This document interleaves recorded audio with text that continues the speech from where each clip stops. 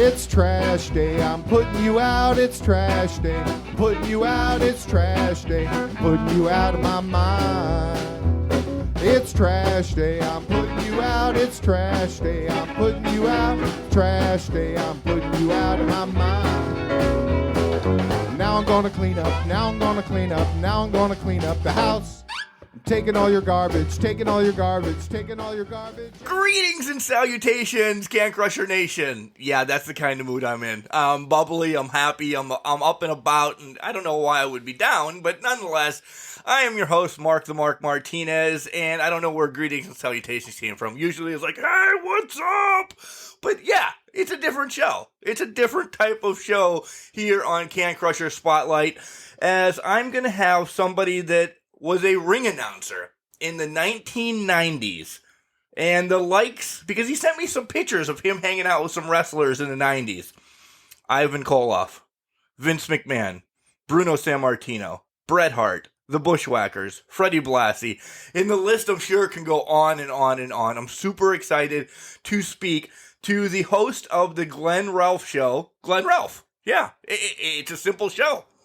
I will let you find out all about his show during the interview, but I need to dive in and find out all about wrestling from Glenn Ralph. You know, so many more that he could have announced, or he was backstage, and what stories or whatever. And you might get these on his show, but I'm going to stronghold him down, put him in a headlock, and get at least two. I'm going to get at least two. If it's more, awesome.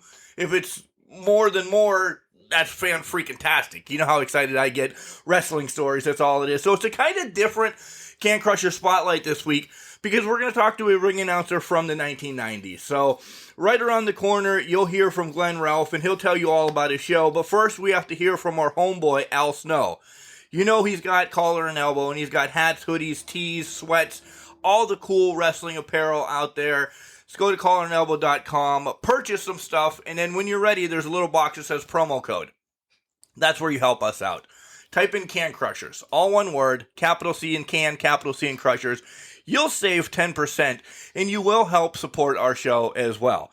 Speaking of supporting our show, guys, when you're out there, like, follow, share all our episodes. You know, spread the word out. We have Can Crusher Nation, but let's get more involved. Let's get more people to get on the nation and say, wow, these guys might know what they're talking about every once in a while. I did pretty good during SummerSlam. I did. I will pat myself on the back for that. Also, when you're on Apple Podcasts, give us a 5-star rating. Give us a rating. Anything. Just, leave a comment. Say, these guys are trashy. Ha, ha, ha, ha, ha. Shout out to my homeboy Daniel Spencer at Ringside Podcast as well.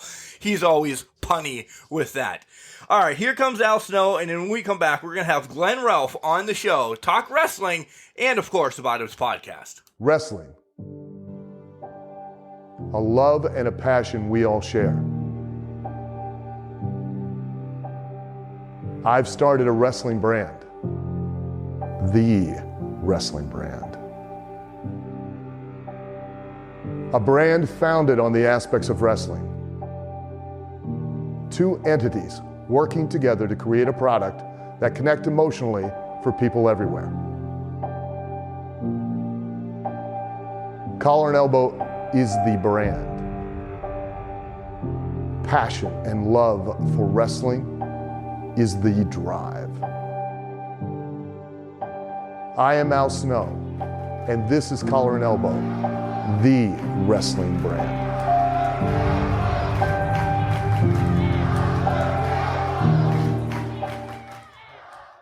Hey, this is former WWE superstar Duke the Dumpster Droese, and you are listening to the Can Crushers Podcast. And welcome back to Can Crushers, guys. I told you I have a special guest on the show, and he is a 1990s, my wheelhouse, and a lot of Can Crusher Nation wheelhouse wrestling fans, but he was a 1990s ring announcer working with WWE. Now, yes, it's not Howard Finkel, it's not Mean Gene or anything like that, but he's the ring announcer that you would get in DuBois, Pennsylvania, or, St. Mary's when they came there, all these little niche towns, but he did it all over New Jersey, and I am super happy to have the one, the only, Glenn Ralph joining us here on Can Crushers, and we'll talk about your podcast first. Maybe. No, we'll talk about that later. Glenn, how the hell you doing? All right. Good. How you doing? Thanks for having me on. I appreciate it. Good. Glenn, let's just talk about how we met real quick, and it's funny. It really is, because we talked a little bit before we started recording, and podcasting is a family, isn't it? It is. I'm happy to be a part of the family. I'm a new member to the family. You are, and you are. I'm a newborn. I'm really a newborn. You are. You have a few. By the time this comes out, you'll have maybe 3 episodes out, but the first 2 were really entertaining. And I told you during text that I had to stop one of them because I wanted the real reaction about how you got into wrestling. So I'm like, I have to stop. I'm glad you did that that one. Yeah. Yeah, I'm glad you did that. So we'll dive deeper into your podcast, but give a shout out what it is and what you got, what you plan on doing. Okay, well, like you said, I'm a couple of episodes in, 2 to be exact, and it's a talk show. It's an entertainment show. It's not a wrestling podcast, but it's a general talk show, and I'm looking to have interesting people on the show, have interesting conversations. People can talk about whatever they want, except for religion, politics, or COVID, because what I want my show to I agree. is kind of like an escape show, a show that takes you away from the stresses of life, like politics. Everybody argues, COVID. It's a depressing thing. I don't want anything depressing. I just want people to have fun. I just want to have good debates on a variety of subjects and just talk and have fun. I just want it to be a fun show. That's the bottom line. Yeah, that sounds great. We'll dive more into your podcast later, because I have a couple questions. You said you want entertaining people on, so I should probably be your co-host then. Just from here on out, I'm going to say that. I should be I'm going to hold you to it. You did say that you would be a guest in the near future, so you better at least do that. For sure. I if you can tell, Glenn, I love hearing my own voice. Nobody wants to see this face, but I love hearing my own golden pipes. So you have a voice for radio like me. Oh, for sure. I screwed up the joke. A face for radio. Yeah.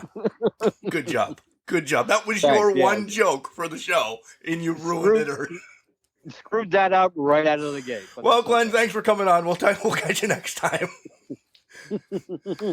So, all right. Hey, you have a good night. Nice talking. Peace out. No. All right.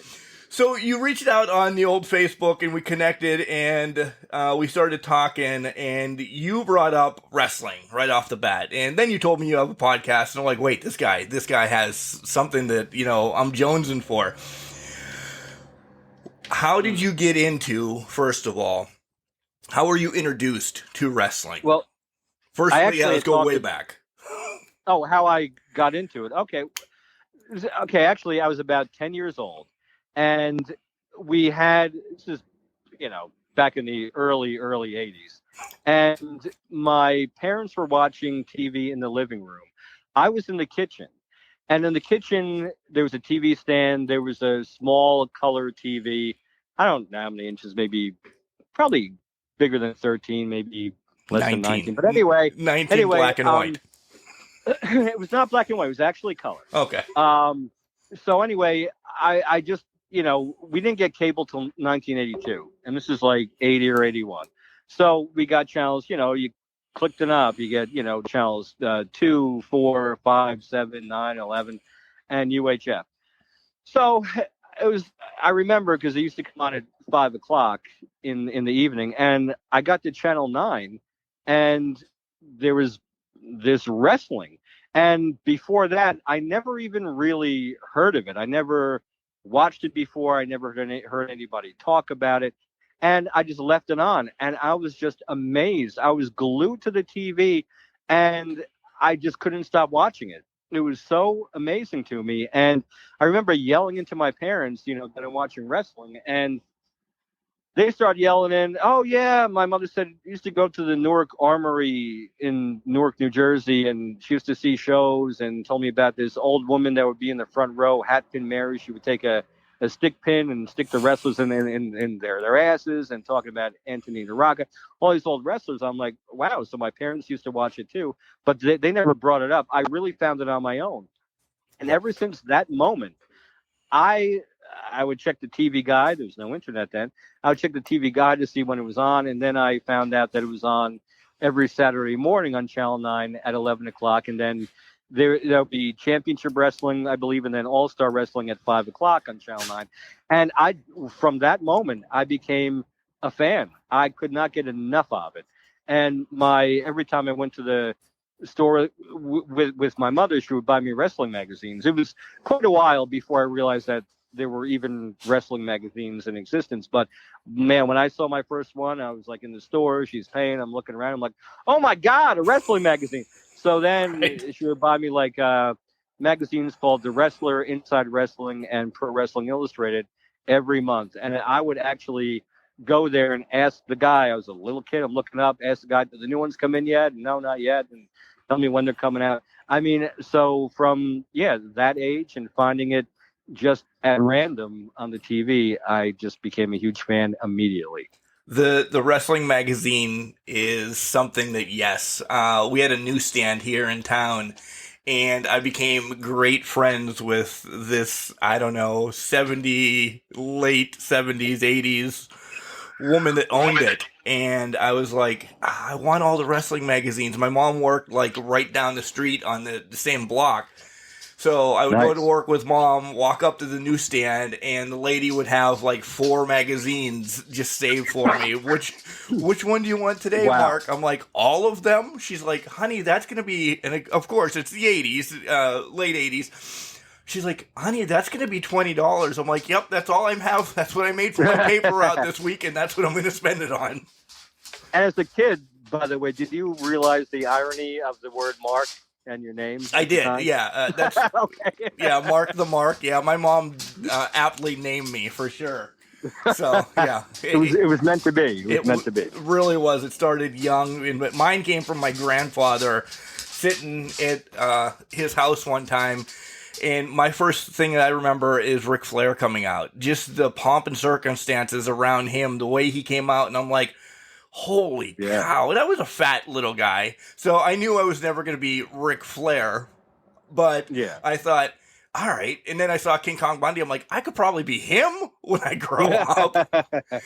But then I discovered that I like talking, and my passion's always been to get into a wrestling organization. Before I started the podcast, doing something behind the scenes or something. Now the podcast is just the same thing, helping out the indie stars and so on like that. So, yeah. So I'm in the wrestling business, I say to myself. And if you ask other people, they're like, oh, God, Can Crushers? Jeez, stay away from... No, I'm kidding. I mean, it's a passion thing. You're passionate about it. Just like I was. And like you said, I was a chubby little kid, too. As I grew older and got in high school, I lost the baby fat. But still, I wasn't big enough to be a wrestler, even though I always dreamed about being an actual wrestler. But I realized at some point that was not going to pan out. But I was so into the business that I just wanted to be in business one way or another, as a promoter, as whatever. It was just like in my blood. And I'll never forget the very first live show that my father ever took me to. I was 11 or 12. It was at Freehold Township High School in New Jersey. We got tickets at a local pizzeria. We got 4th row, so they're really good seats. But in a high school gym, every seat is really good. But I remember I'm sitting there and I'm just watching the action. What's going on? My father turned to me. I'll never forget this and said, "Are you having fun? Are you having a good time?" I looked at I nodded. I said, "Yeah," and he's like, "It doesn't look like it," because I was never one of those fans that would jump up and scream for the baby faces and boo the heels. I just sat. It was like different with me. Like I was like the biggest fan, but I was never. My father thought I was having a lousy time, and I was having the best time of my life. My first live show. I'm seeing these guys that I watch on TV on Saturday mornings up close, and I was just like, I zoned out. Like I was zoned in on what was going on. Like it was weird. It was different with me. I was never like a rah-rah fan. So you looked at it more as kind of what it is, theater then. You know, you don't jumping up and down during a play or a musical or anything. You were just taking in all the glory of what they were doing. Yeah. It was just like I was watching a show. Like, Yeah. like even the heels, I never really hated them. Like, you know, or I don't know. It's like I just enjoyed every aspect of wrestling. The promos, the actual matches, what led up to, like the whole drama. Like, you know, pro wrestling's been referred to as like a male soap opera. And Yep.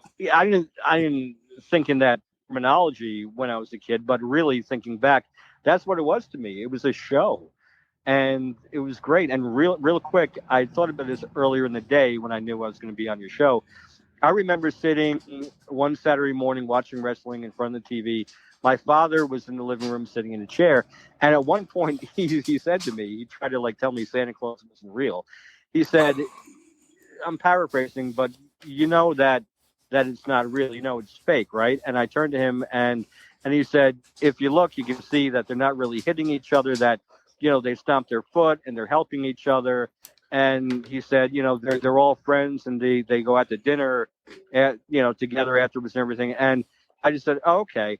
And I just turned back to the TV and kept watching. And he said to me, he said, so you're still going to watch it? Like he was trying to deter me from watching wrestling, liking wrestling.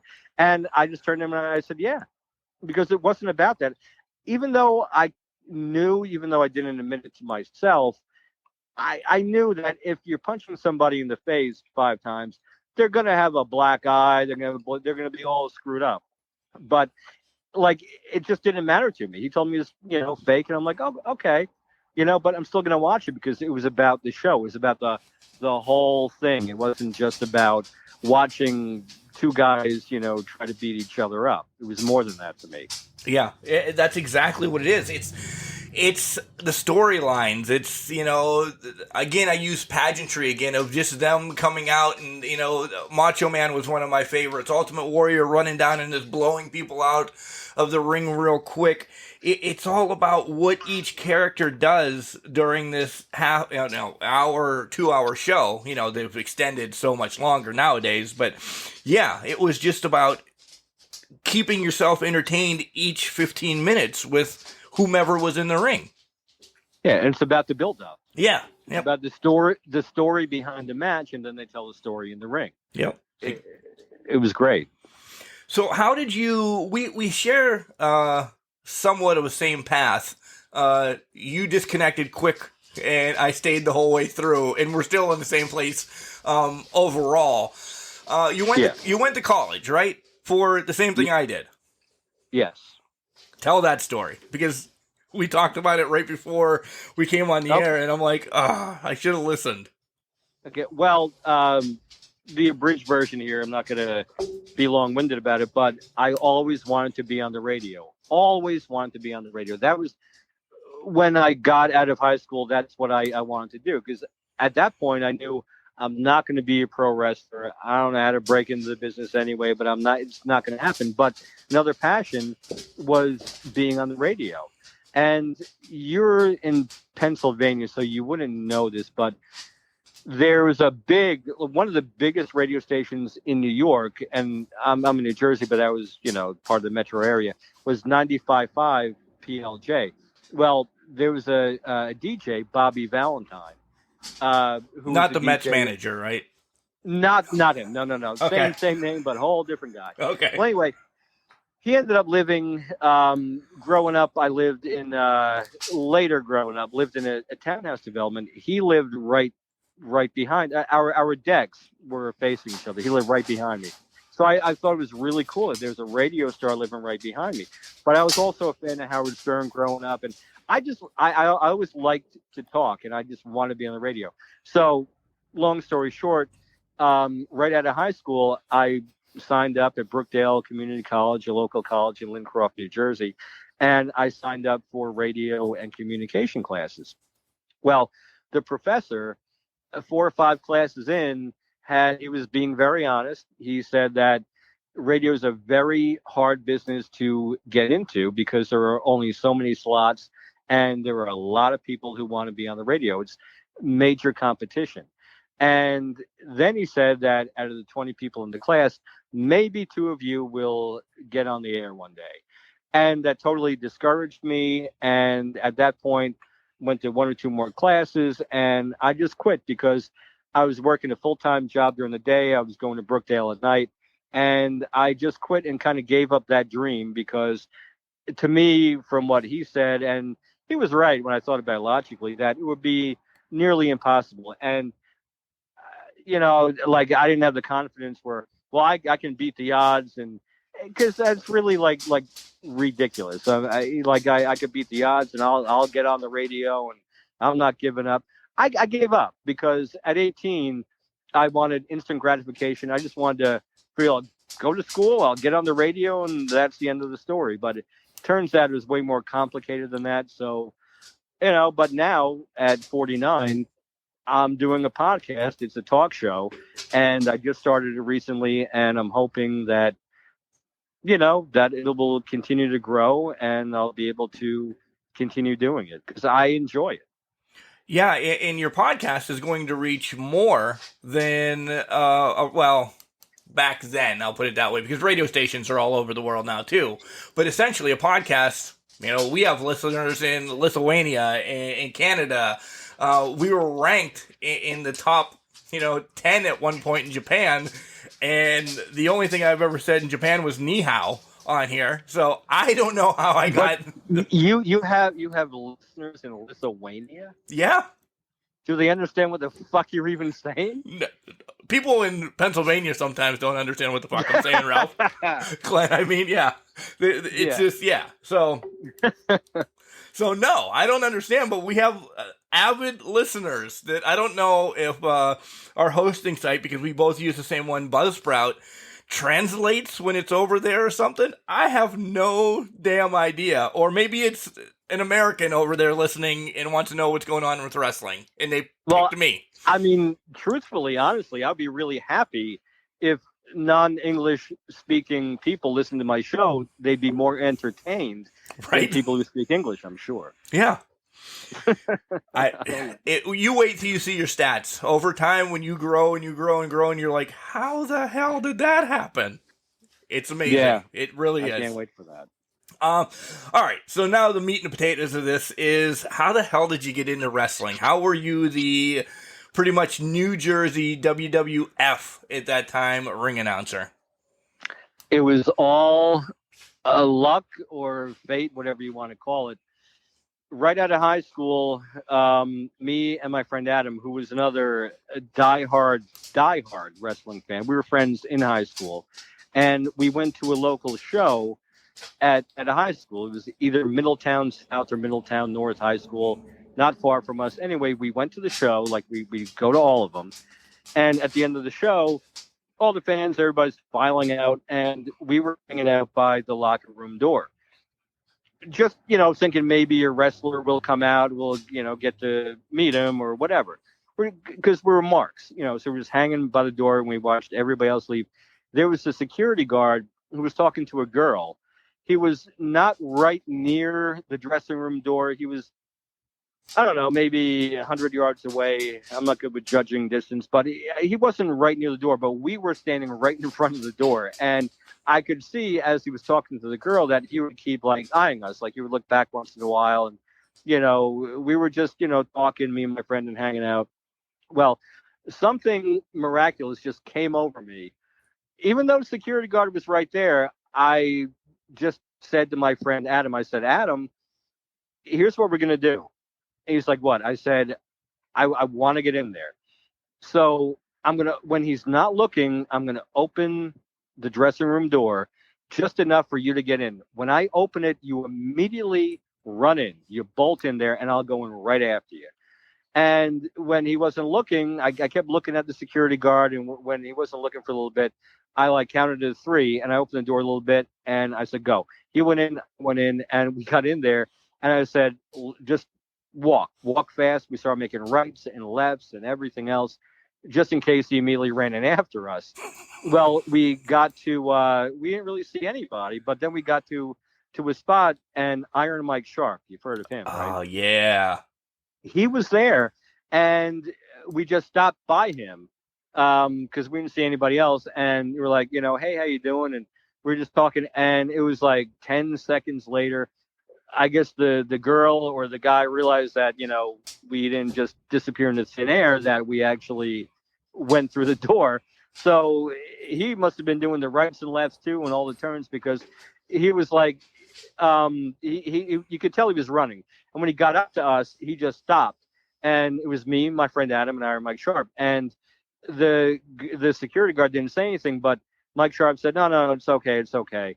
And then the security guard left, and we just started talking to Iron Mike Sharp.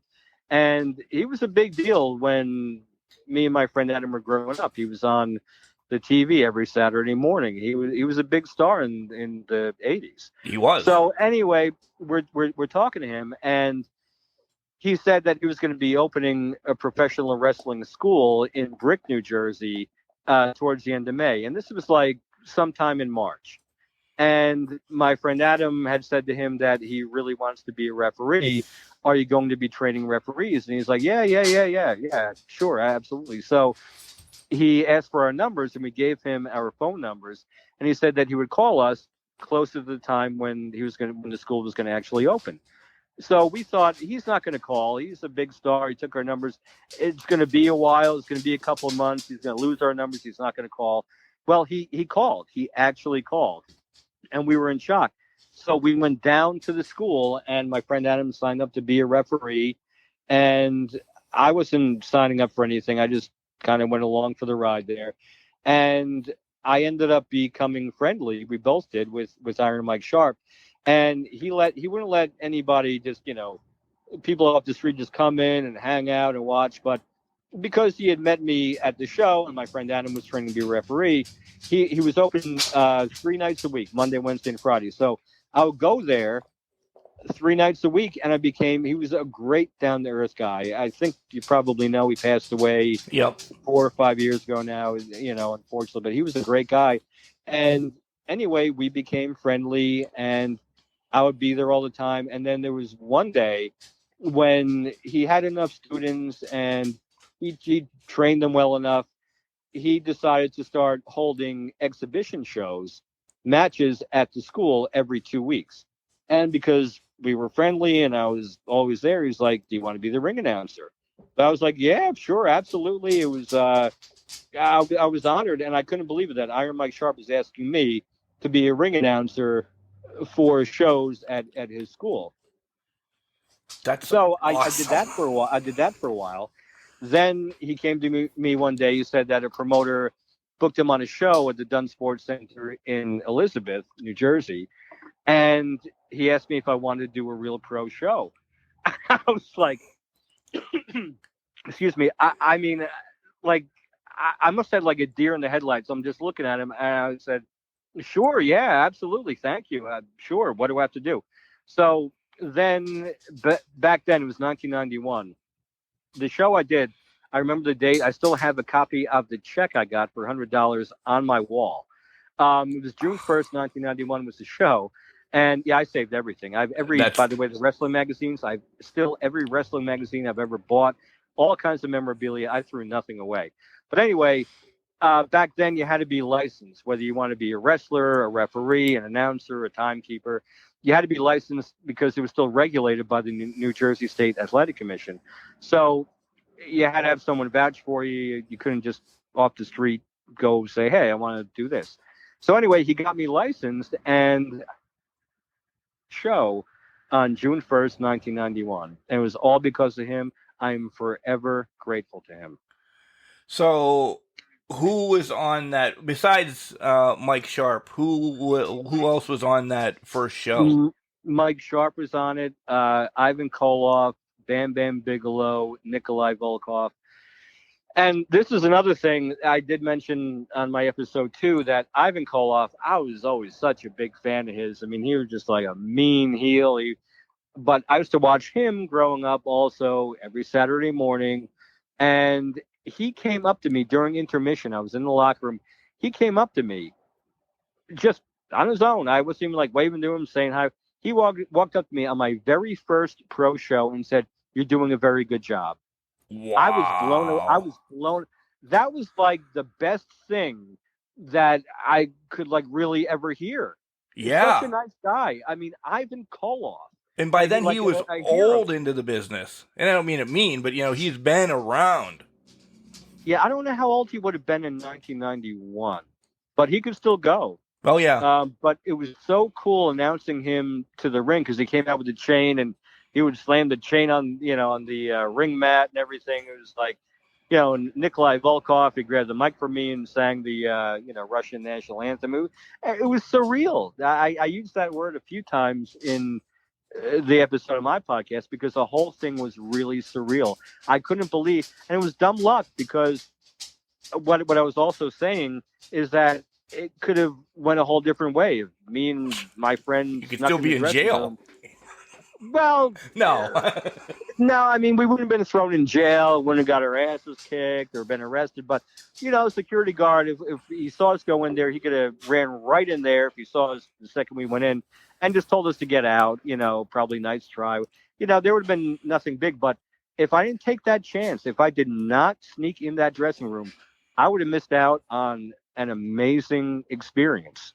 Yeah, and that made for... How many shows did you do in total then? Oh, God. I don't even... I did it for close to 8 years. I don't remember... I did it almost every weekend. That's awesome. I don't know how many shows I did. But having that license got me into all kinds of locker rooms. Never for WrestleManias or SummerSlams, but even though it was a New Jersey license, the Philadelphia Spectrum... It got me in there. In New York, had a couple of shows that got me in because, it showed that you were in the business, even though you weren't licensed by that particular state. It was a great time. It was like I was actually in the business for a while. But how many shows I did, I really couldn't even tell you. But because of Mike Sharp, and he was still working part-time for the WWF, he got me and my friend Adam into the 1996 Hall of Fame banquet at the Marriott Marquis in New York. And that was an unreal time because after the banquet, we were in the hotel bar just, hanging out and drinking with all the legends. Everybody was there. George Animal Steel actually bummed a cigarette from me and said, and said, don't let my wife see this. He was hiding from his wife's mind. It's like I have so many interactions and stories with a bunch of legends, and I'm not trying to brag, but it was just an amazing time. You lived the life that I want. Even at 44, I could say, I wish I could go to WWE now or AEW or NWA that's coming back or any of those and have that. And it's yes, I would love to see and experience the stories, but if it was just in Pennsylvania, doing that announcing just in Pennsylvania, I would feel like, yeah. And I'm sure that's how you felt. Oh, yeah. Every moment I was just amazed. Like I had to pinch myself wherever I was. I'm like, I'm really here and I'm allowed to be here. I'm not going to get kicked out, And this is one story that I have to tell. And you said you didn't listen to, once you got to the wrestling on that episode, you didn't listen to the rest of it. But I did get to have dinner with Bruno Sammartino. Oh, the Pittsburgh boy himself. A promoter friend of mine, Bruno was doing a big autograph signing at the Freehold Raceway Mall, a huge one. And it didn't happen that day. I didn't even go to the mall. I didn't even go to the signing.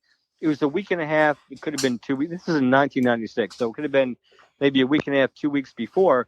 I was talking to the promoter and he said, after the signing, because I lived the next town over. I grew up in Manalapan, New Jersey, and Freehold, New Jersey was the next town over. It's like 10 minutes away.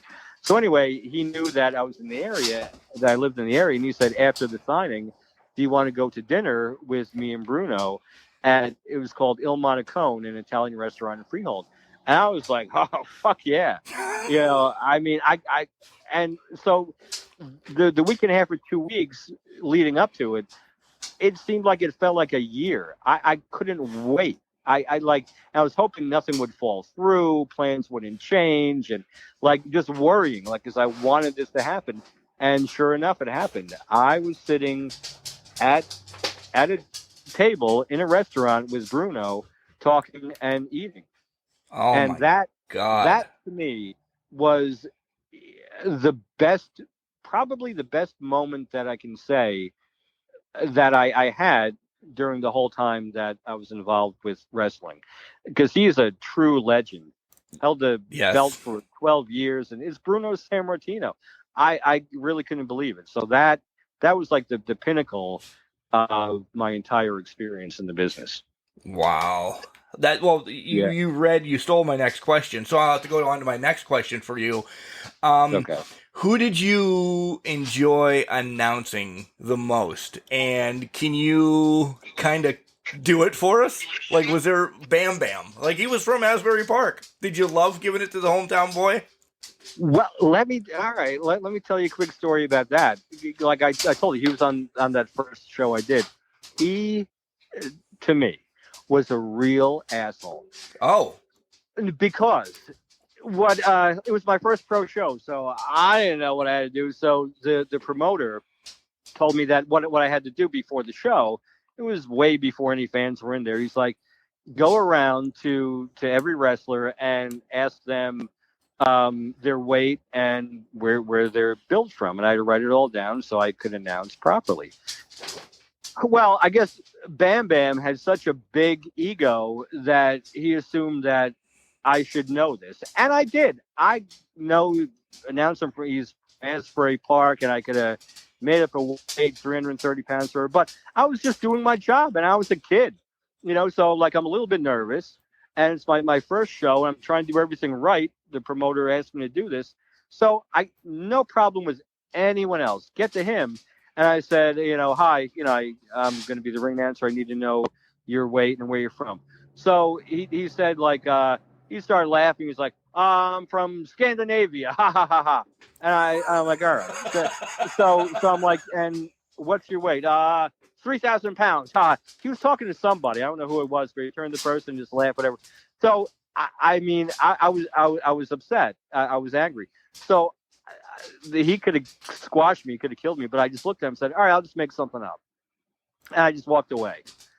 And of course, I did make the weight up because whatever his build weight was at the time, seen him on TV a million times, whatever weight it was, like I was close.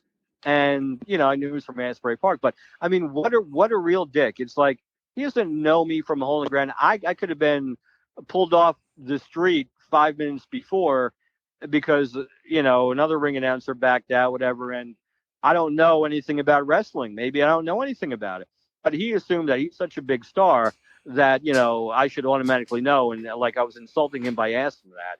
I was doing the job I was told to do, so he was a real asshole. So I'm not happy with him.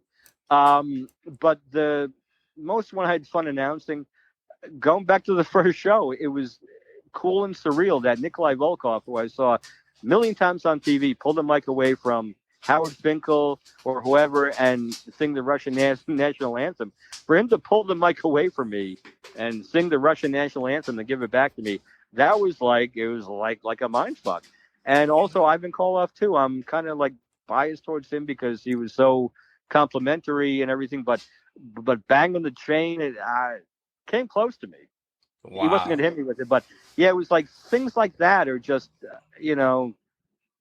just great memories. And like Greg Valentine, the Iron Sheik, and, you name it, Paul Orndorff, like so many I got to announce. And I think back to their careers and what they did, the whole feud with Hulk Hogan and Paul Orndorff. And then, a few years later, I'm announcing Paul Orndorff to the ring and be hanging out with them. It was incredible. Are any of your shows on YouTube or anything? Not your podcast, but I mean, like if I look up something from 91, am I going to see you on YouTube? Because I did not do that work yet. Not that I know of. I mean, back then, I mean, nobody. Yeah, there could be, but I have not, to my knowledge. I have no idea. Okay.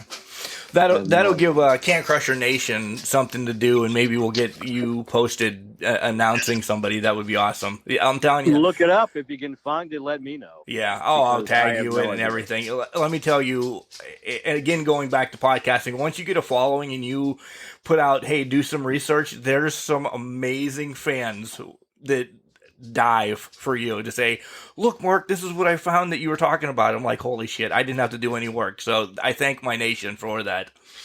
That would be great. The less work I have to do, the better. Right? Because you're so technically savvy. Sorry. Yeah, exactly. Yeah. I mean, I did learn a couple of months ago how to search things on YouTube, so I'm getting there. You're getting there. One last thing about wrestling, and then we'll move on. We'll actually give you your dibs to talk about your podcast. Okay. You sent me all these pictures with Koloff and Bruno and Brett and the Bushwhackers and Freddie Blassie, but the one that I have posted is a thumbnail everybody can see is you hanging out with Vince McMahon. What did you and Vince talk about? Did you get to actually bend his ear, or was it like, hey, Vince, let me have a picture? Well, I actually asked him for a job. That job. That picture. Yeah. Well, and the answer to that was, send a videotape, a demo to the office. But that picture, I don't know if I sent you the one with Shawn Michaels too. I'm not sure. I only sent you a few. But anyway, the picture with Vince, that was the first time I met him. And again, because of Iron Mike Sharp and his connections with the WWF, I got invited to a company Christmas party at the Paramount in New York. No shit. Yes. So the glass of red wine that you see me holding, that was on Vince. It was open bar, and they were every star was just hanging out. You could just walk up to them and talk to them and bullshit with them, and even I'll send you this too. Gilbert Gottfried. There were actually other celebrities there too besides wrestlers. Gilbert Gottfried was there. I got a picture with him. He was a cool guy. But yeah, I mean, everybody was there, and it was 1993, but I think it was like December 15th, because that's when I moved into. It was the first day that I moved into my new apartment with my roommate, and so it was either like December 13th, December 15th, and it was just amazing to get invited to something like that, just like the banquet. But yeah. That was such a cool time. I got really, really drunk. Thank God I wasn't driving. And yeah, but I was talking to Vince, and not for very long, for probably, it was less than 5 minutes. But I remember one thing he said to me, that it's all about putting butts in the seats. Yep. Whatever we were talking about before, he's like, yeah, it's just, that's the whole business, putting butts in the seats no matter what. But I did ask him, I said, I'm a ring announcer. I know Mike Sharp. Any need for new ring announcers? Like, yeah, well, send a video or a demo tape to the office, whatever, and a resume. And I actually never did, because I just didn't see it happening. But yeah, I met him there, and also at WrestleMania 8 in Indianapolis. I was hanging out in the hotel bar with all of them, and that's the second time that I met him. But I didn't really talk to him then. The only time I really talked to him was at the Christmas party in New York. But it was just great. But I'll tell you, in Indianapolis, in the hotel, this is a table. Vince McMahon, Hulk Hogan, Roddy Piper, and Ric Flair at one table. Oh, I tell you, I would have God. loved to have walked up to that table, but I did not have the balls. No. I did not. Hey guys, how you doing? I'm glad. Like, what am I gonna say? Are they gonna give a shit? But yeah, I mean, just seeing that table, it was just, oh God, it was incredible. Actually, the picture I sent you with me and Luke Williams, the Bushwhacker, their table was like right to the left, I guess it was. I mean, we were like very close to where that table was. Wow. That was another amazing time. Wow. What an amazing life to be living in the 90s doing that. And then you transition, and you're going to start the Glenn Ralph Show podcast to... Glenn, you have a smile on my face right now, just hearing these stories, and there's going to be a friend. Good, I'm glad. I like sharing it. I haven't really had an opportunity to talk about it in a long, long time. Yeah, I really haven't. It's past. It was a while ago. you're going to definitely be a regular because 9 years you have stories, and we don't like the bad stories. I mean, maybe we can keep some anonymousness in it, but tell what, because you've seen some bad too, and we don't have to talk about them today. But we'll bring you back to talk more wrestling because we have to talk. Yeah, about I have, but I will tell you, like, very few bad stories. Almost every single wrestler I have met, they've been very, very nice and very, very polite. There's very few. I can think of maybe 4 or 5 off the top of my head, but it was all good. It was all good. Yeah. Very few bad interactions. Very few. And I'm still going to be jealous. But let's keep the smile on my face because let's talk about your podcast now. And it's going to be stress-free entertainment. But, I mean, what are we going to dive into entertainment? Like, what's going on? Are you going to talk sports? Are you going to be like an ETV thing? Or just like the whole conglomerate of it all? It's going to really be based on what guests I have and what they're passionate about. If someone has a passion about something, they have a talent, they have something going on, they're an expert in a certain subject, it's going to be based on the guest. It's going to be whatever people want to talk about. That's why I give out the email. People can email me. They can talk about whatever they want. Like the first episode, I had a guest on, and the conversation went from underwear to remaining friends with an ex after a breakup. And it was an interesting conversation. So it's really however the conversation flows. There's no, limitations. There's nothing written in stone. You could talk about, different funny headlines or stupid headlines in the news. Anything. Just regular conversation that two people would normally have about interesting subjects, whether it be UFOs or aliens or remaining friends with an ex after a breakup or cultural appropriation or some weird stuff. It really doesn't matter. It's a free-for-all. It's just going to be a general entertainment show. And the show, and I have to say this because people do leave out one N sometimes.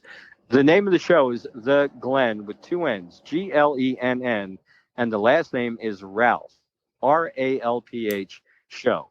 So you can go on Spotify and search The Glenn with 2 N's, Ralph show, and it'll pop right up. Or you could just put my name in, Glenn with 2 N's, Ralph, and on Spotify in search, and it'll come up.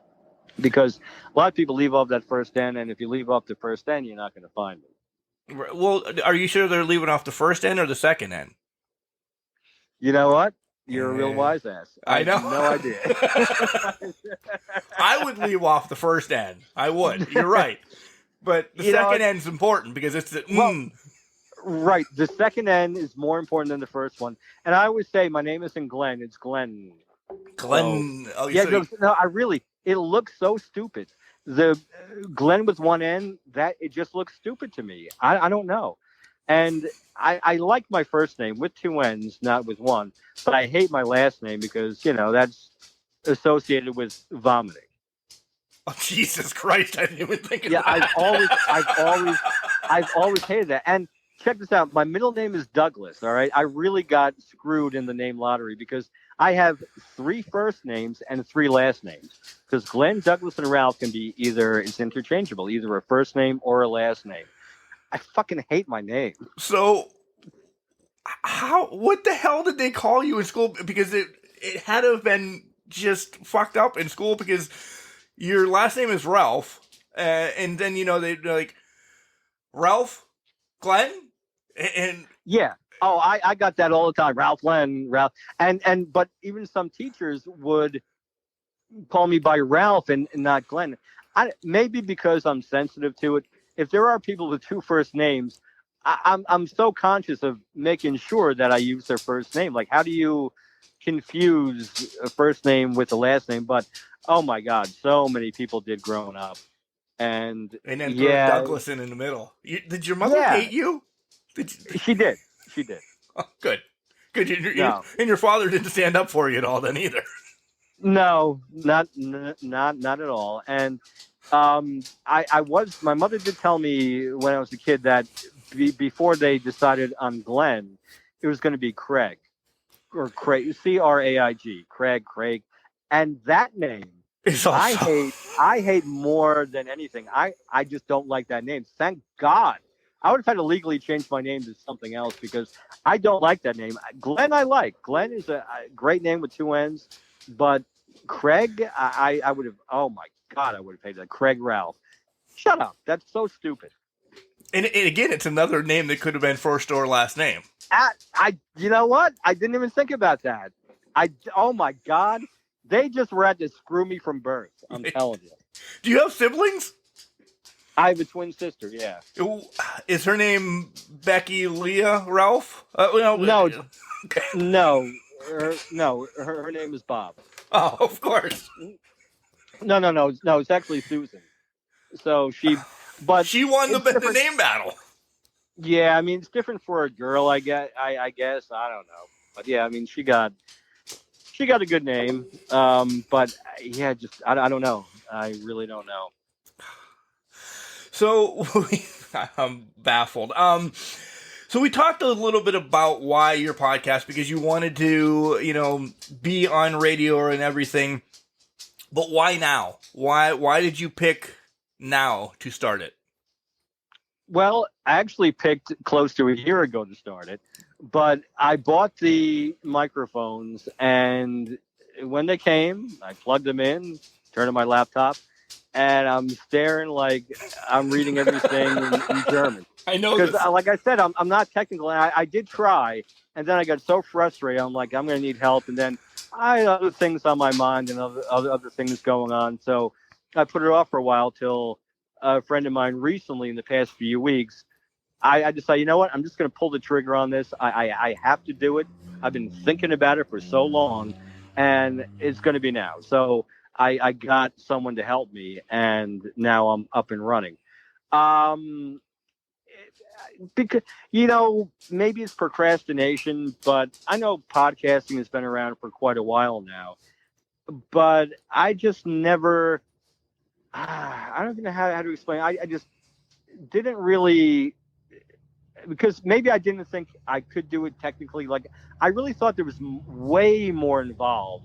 I thought it was way more involved than it actually really is getting set up. And I just thought it was like out of the realm of possibility.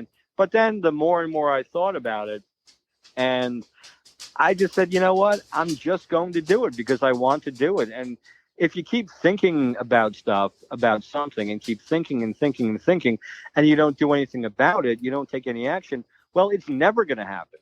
Right. So I finally got tired of thinking about it and decided to actually pull the trigger on it and said, let's see what I can do. Let me really get this going. And I finally did. And I'm proud of that. And now that I'm 2 episodes in, it almost feels like I was being really stupid for not doing it a long time ago, because now I'm already into it. And now it feels like I've never not been doing it. Exactly. Because it's weird. But like I did actually talk about in episode number 2, that for everybody, it's a life lesson for everybody. The old expression, you can do anything you want to do. That's actually not true. Hate to burst anybody's bubble, but if you're born without legs, you'll never be a marathon runner. You have to stay within your limitations. But generally speaking, if there's something that you really want to do and you're really passionate about and you want to do it, and you're thinking about it, you can, by taking action, take that thought and make it a reality. And it's not easy because it took me so long. So I'm not saying, oh, it's very simple. I had the thought and now I'm doing it, and, everybody can do it. No, because a lot of people don't have the confidence. They don't have the knowledge to get something going, whatever it is they want to do. But it can be done. It's a lesson for everybody. If you really want to do something and it's within your capability, you can do it. Yeah, and speaking of that, you have as of right now like 2 episodes up, you said, and they're half-hour shows. Mine are an hour, sometimes a little bit longer in the past. But it takes a lot of time because it's coordinating like guests. Our Right. schedule just freaking lucked out that it was boom, perfect. We're going to get this shit done. And it's probably one of the fastest since talking to a guest on my show that I've had them on. Normally it's a wrestler, and wrestlers do not record Friday, Saturday, and Sunday. Why? Because we're making money wrestling somewhere. So they're working. Yeah. So I have to shift my schedule and maybe stay up a little bit later because I'm a garbage man. So I work 5 to 1. So I'm up at 3 o'clock in the morning, getting the dogs eating.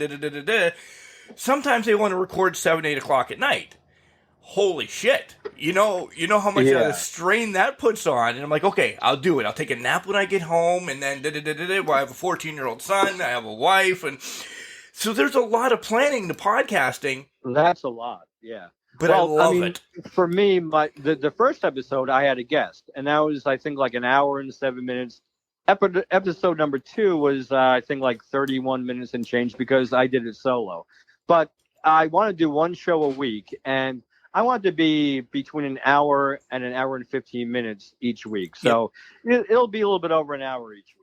Yeah, that's what I strive for. If we have long shows when we're talking about the major pay-per-views or something, of course they're going to run long. But weekly, we kind of stay in that time, especially on our spotlight shows that drop on Wednesday, because we drop on Wednesday and Sunday. When are you looking at dropping your shows? Right now, past 2 ones, it's been sporadic. One was on the Saturday, this one was on the Sunday. But I would like to drop a show, to upload an episode every Wednesday. I'm thinking midweek for everybody. It's not on the beginning of the week or on the weekend or at the end. Just right in the middle of the week, because like I said, it's not going to be a serious show. It's not going to, give anybody a headache. It's not going to be, politics and religion and COVID. It's going to be a fun, light, entertaining show. So I figure people could use that right smack dab in the middle of the week. So eventually that's what I want to do. And I don't, like I said, I want to be like an hour, maybe an hour and 15, tops an hour 20, because I don't want to, I don't want to like mug anybody. I don't want to have people, have to listen to a, 2-hour show every week. I want to make it easy. I want to make it easy to listen to. And, the time plays into that too. I don't want it to be too long, and I don't want it to be too short either. Right. I don't want it right in the middle of the week. Yep. So you want to compete with my spotlight shows, Glenn. We started out on a bad note. We kind of mended that over. Now you're going to compete with my spotlight shows. Well, then, here we go. Right. Yeah, no. Believe me, I'm no competition right now. Listen, it's not. We talked off air. It's not about competition. I lucked into what I lucked in. It's a family. I am willing to help all the time. So where do you want your podcast to go? And we're not talking about listens or anything. Is this for you to, in time, get picked up by like maybe a Barstool or a Sirius or something like that, or do you want to keep it kind of where I am? Yeah, no, I'm not thinking about anything like that. I'm just having fun with it now, and it's new, and I want to get used to doing it. What I would like to, I don't want to get involved in any. I don't want to be managed by anybody. Eventually, when I build up my listenership and my audience, I would like to have sponsors for the show, but like through me, like I like you mentioned, I don't even know what Barstool is, to be honest with you. Okay. But I don't want to. No, but I'm not looking to parlay this podcast into a radio show on Sirius Radio. No, it's really for me, and I just want this to be for me. I don't want to. I'm not looking to get on the radio, because this to me is as good as being on the radio, and I can control it and I can grow it. That's going to be up to me to grow it, to get the listeners, to make it, more, and to have it grow, have it change, have it become, super entertaining. And just, now I'm kind of walking my way through it. And like I said, only 2 episodes in, so there's a learning curve, and just really, I have no plans. I can't say, well, I want to be like this in a month, and I want to be like this in 6 months, and a year from now I have nothing like that. I'm just having fun with it. I like what you said, that you want to get sponsors through you. And that was where I was from the beginning of this, because through our hosting site, we brought up Buzzsprout a couple times. They offer that you can work with this company. We're going to go to it. That's all fine and dandy. Essentially, I'm going to pull the fourth wall down as wrestling terms. They're getting some of it. Buzzsprout is, and we're only getting a portion. If you do your own sponsor, like I do with Collar and Elbow or other ones that I have working in a mix, guess who gets 100% of it? Yeah, I don't want to share revenue. I'm just like you. And that's not being greedy. It's your show. Being smart. You should get 100% of the revenue. You're doing the work. Yeah, exactly. That's how I look at it. Exactly. So you're looking on Wednesdays. That's awesome. You looking to drop it like Wednesday mornings, Wednesday afternoon, night? What? Not entirely sure yet.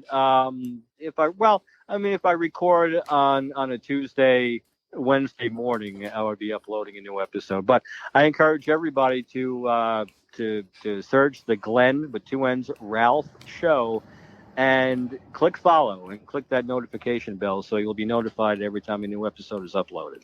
Yeah, guys, give them a listen. The first 2 episodes are up. Please. We touched on stuff on the second episode of wrestling, which I didn't listen to all of it, like I said. Now I'll go back and listen to the rest of it. It's a great show. Not tonight. Maybe when I'm driving a garbage truck tomorrow, but not tonight. That's fine. Yeah. But yeah, thank you.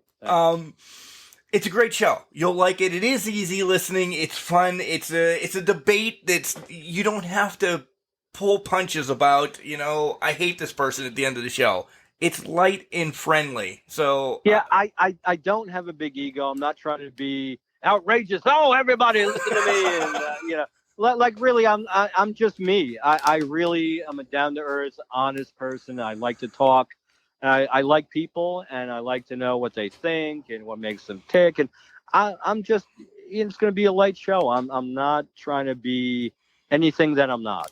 How I am on the podcast is just who I am. How I'm talking to you now is exactly how I am on the podcast, is exactly how I am off the podcast. I'm just me, and I like people. You like being Glenn with 2 N's.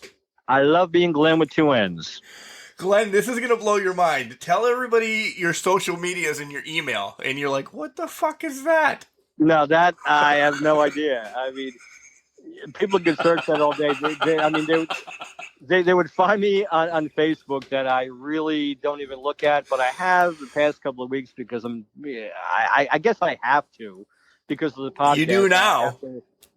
But other than that, I have no Instagram. I have no Twitter. Probably stupid, but I really am not a fan of social media at all. We'll get there. It's really not. This is going to be... You don't understand now that you're engulfed me in your wrestling stories. And I'm not saying Project is anything bad. I need to help you get socials. I told you, a picture here and there will draw people in. Glenn, we're gonna do this together. As you can tell from this conversation, I'm very unsocial. No, you're not. That's bullshit. I'm kidding. But you do have an email. I know you do because you released your email address. Oh, yeah. That's on the show, the Glenn Ralph Show at gmail.com. Again, 2 N's. But yeah, the Glenn Ralph Show at gmail.com. And hopefully, I didn't even have to say that. Hopefully, they will listen to the show and they'll hear it there. Right. Of course. Search it on Spotify now. Please. Yeah. Beg you. Spotify for now, but we're going to work Glenn into other ones as well. Glenn, this has been amazing. I can't wait till you come back. I can't wait to join. Thank you, Mark. I appreciate it. And you will be coming to my show very soon. We will talk. I was going to say, I can't wait to hijack your show as well. Yeah, you can. Yeah, hijack it. Do what you got to do. There he is, Glenn Ralph. Guys, go over and seriously follow his podcast on Spotify right now. He's only Spotify right now, but we're going to work on Glenn with 2 N's and get everything taken care of that he's going to take over the masses. He is. He's a fun guy. Not a fun guy like a mushroom or anything, a fun guy. He really is passionate about this, and I love hearing it. You can hear it in his voice, too. So I just can't wait to help him along, and we can help each other grow, and maybe we can have, some type of taking over the world. I don't know. Now I'm just talking bullshit because Glenn just has me in such a good mood. This is one of my favorite interviews. I mean, we talked wrestling, but we really have to promote the Glenn Ralph show. So go over and help him out and follow that. And maybe you'll get wrestling stories from him, but you'll get a light, easy listening podcast. If you're having a shitty Wednesday here in the near future and you just want to calm down and listen to talks about aliens dropping in on New Jersey, it could happen. I don't know. So, all right, guys, we'll see you next week on the Can Crusher Spotlight again. Don't forget to follow us on our social medias. It's all at Can Crusher 69 across the board. Send us an email at cancrusher69@gmail.com, or don't forget to call into the phone number that we have now. Do you guys remember it? It's out there, and we want you guys to call and give us some wrestling stories like Glenn did, so you can make the weekly show, or you can be on a hot take of saying, man, I really hated that did this, and then I'll recap what you said. Phone number, 814-299-6687. Again, 814-299-6687. Drop us a voicemail, and you'll be on the show, and I'll talk about it. But again, Spotify, The Glenn Ralph Show. Glenn with 2 N's, or he'll be pissed off. Remember, guys, just because you're trash doesn't mean you can't do great things. It's called the garbage can, not a garbage cannot.